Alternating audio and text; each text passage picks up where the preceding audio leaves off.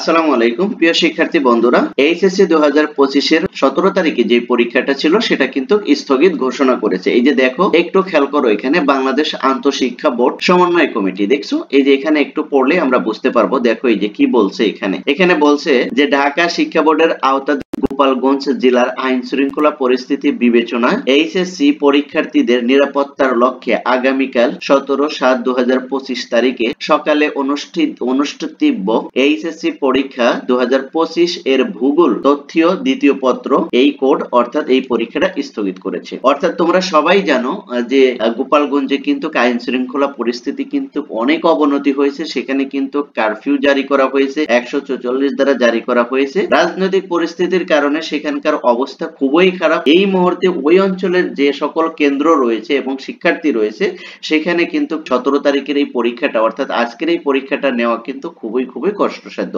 তাই সরকার খুব ভালো একটা ডিসিশন নিয়েছে এবং বিশেষ করে বাংলাদেশ আন্তঃশিক্ষা বোর্ড সমন্বয় কমিটির এই ডিসিশনটা খুবই ভালো হয়েছে। কারণ আইন শৃঙ্খলা যেভাবে অবনতি হয়েছে ওই জেলায়, সেই প্রেক্ষাপটে সেখানে ছাত্রদের নিরাপত্তার কথা বিবেচনা করে সরকার সঠিক সিদ্ধান্ত নিয়েছে, শিক্ষা মন্ত্রণালয় সঠিক সিদ্ধান্ত নিয়েছে যে 17 তারিখের পরীক্ষাটা স্থগিত ঘোষণা করেছে। কারণ সবার আগে আমাদের ছাত্রদের নিরাপত্তা। তোমাদের 17 তারিখের পরীক্ষাটা স্থগিত ঘোষণা করা হয়েছে। তবে হ্যাঁ, একটা জিনিস তুমি মাথায় রাখবে, শুধু 17 তারিখে পরীক্ষা স্থগিত করা হয়েছে অনলি ওয়ান গোপালগঞ্জ জেলায়। অর্থাৎ ঢাকা বোর্ডের আর যেখানে পরীক্ষার কথা সবগুলোই কিন্তু যথারীতিভাবে যথা নিয়মেই অনুষ্ঠিত হবে, নির্দিষ্ট তারিখে নির্দিষ্ট সময়। এটার কিন্তু পরিবর্তন হবে না। শুধু পরিবর্তন হয়েছে ঢাকা বোর্ডের গোপালগঞ্জ জেলার যে পরীক্ষা কেন্দ্রগুলো রয়েছে ওই জোনটার জন্য পরীক্ষাটা স্থগিত করা হয়েছে।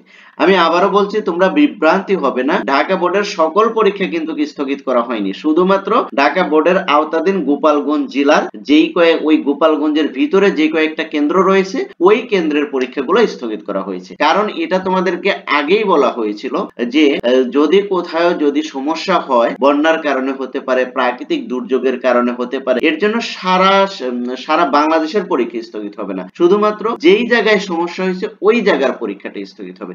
সেটাই কিন্তু শিক্ষা বোর্ড কিন্তু করেছে যে গোপালগঞ্জের আইন শৃঙ্খলা যেহেতু খারাপ, শুধু গোপালগঞ্জের পরীক্ষাটাই স্থগিত থাকবে, আর সকল পরীক্ষা যথা নিয়মে যথা সময়ে অনুষ্ঠিত হবে। এবার দেখো যে 3 নম্বরে কি বলছে। 3 নম্বরে বলছে ঢাকা শিক্ষা বোর্ডের অন্তর্গত গোপালগঞ্জ জেলার স্থগিতকৃত ভূগোল তথ্য দ্বিতীয় পত্র এত কোড পরীক্ষা পরবর্তী সময়সূচি বিজ্ঞপ্তির মাধ্যমে পরবর্তীতে জানিয়ে দেওয়া হবে।